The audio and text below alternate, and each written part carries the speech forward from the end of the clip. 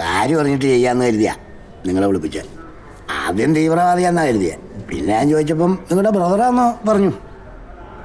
എൻ്റെ കസിനാണ് സർ.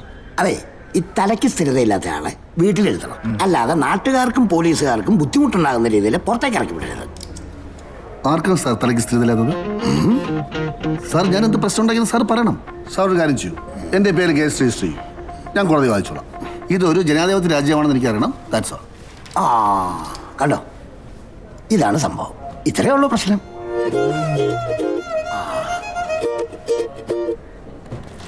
ഒരു മിനിറ്റ്, ചേട്ടൻ വന്നേ. എന്നെ അറസ്റ്റ് ചെയ്യാൻ പറയും, ഞാൻ കോടതി വായിച്ചോളാം. ചേട്ടൻ ഇവിടെ ഇരുന്നേ. സാർ ഇനി അങ്ങനെ ഒന്നും ഉണ്ടാവാൻ ഞാൻ നോക്കിക്കോളാം. ഇപ്പൊ താങ്കളുടെ ഉത്തരവാദിത്തത്തിൽ ഞാൻ വിടാം. ആ അഡ്രസ്സും എല്ലാ കാര്യങ്ങളും ഒന്ന് എഴുതി കൊടുക്കും, മറ്റേ സാധനത്തിനുള്ളിൽ വിട്ടുപോയി.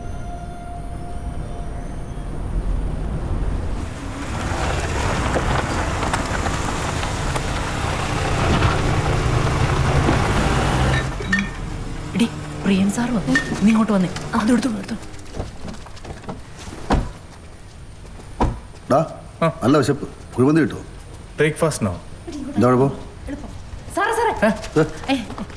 എന്റെ കാര്യം. ഏത് കാര്യം? അല്ല, ഇവളുടെ കാര്യം. ഇവളുടെ എന്ത് കാര്യം? ഇവൾക്ക് സിനിമയിൽ അഭിനയിക്കാൻ ഭയങ്കര ആഗ്രഹം. അതുകൊണ്ട്?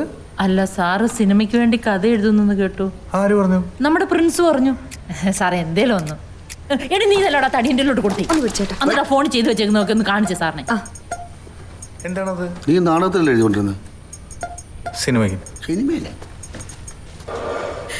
പക്ഷേ തനിക്ക് കിട്ടിയ സൗഭാഗ്യത്തെ പറ്റി പറഞ്ഞ് മാതിരി എന്നെ കളിയാക്കിയപ്പോ അതാണ് എന്നെ ഭ്രാന്തിയാക്കിയത്, എന്നെ ദുഷ്ടയാക്കിയത്. എങ്ങനെയുണ്ട്? നല്ലല്ലേ? എപ്പോഴും തന്നെ പരിപാടി. ഇവക്കൊരു ചാൻസ് കൊടുക്കണേ സാറേ. എന്തെങ്കിലും ചെയ്യാം, മറക്കല്ലേ. എന്തിന്? ഈ കൊച്ചിന്റെ മൊത്തം വരുന്നില്ല കേട്ടാ. വേറെ എന്തെങ്കിലും പണിക്ക് വെച്ചാ ആരെങ്കിലും അഭിനയിക്കുക, അതിനനുസരിച്ച് ചുണ്ടാനാക്കുക. ഇതെന്റെ ഒരു ബന്ധു. ഓ ഞാനോ കുഴിമന്തി മേടിച്ചു. അയാൾ എന്തെങ്കിലും പാല് കൊണ്ട് കൊടുക്കും. പാല് ചോദിച്ചത് ചിലപ്പോ കറവക്കാരനാന്ന് എന്തെങ്കിലും തോന്നിയുണ്ടോ ചേട്ടാ?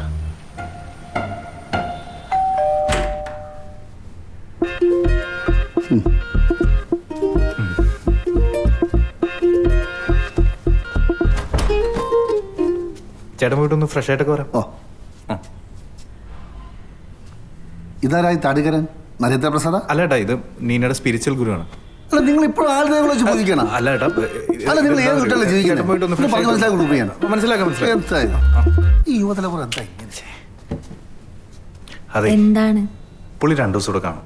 നീ കൊച്ചിനെ അടുത്ത് നമ്മുടെ റൂമിലേക്ക് മാറ്റിയിട്ട്. നിങ്ങൾ പോയപ്പോഴേ എനിക്കറിയായിരുന്നു കൊച്ചിനെ ഞാൻ അടുത്ത് മാറ്റി കിടത്തിയിട്ടുണ്ട്. Very good, good wife. അല്ല, എന്താ പരിപാടി? അല്ല, കൊച്ചിനെ മാറ്റി കിടത്തി സ്ഥിതിക്ക് എന്ത് പരിപാടി? അതല്ല, ഇതെന്താ പരിപാടി എന്ന് ചോദിച്ചത്. ഇത് പുതിയൊരു ജോലി കിട്ടുന്നവരെ പുള്ളി നമ്മുടെ കൂടെ ആയിരിക്കും. പുതിയ ജോലിയോ? അപ്പൊ പഴയ ജോലി പോയോ? പോയി. എത്ര ദിവസം ഉണ്ടാവും?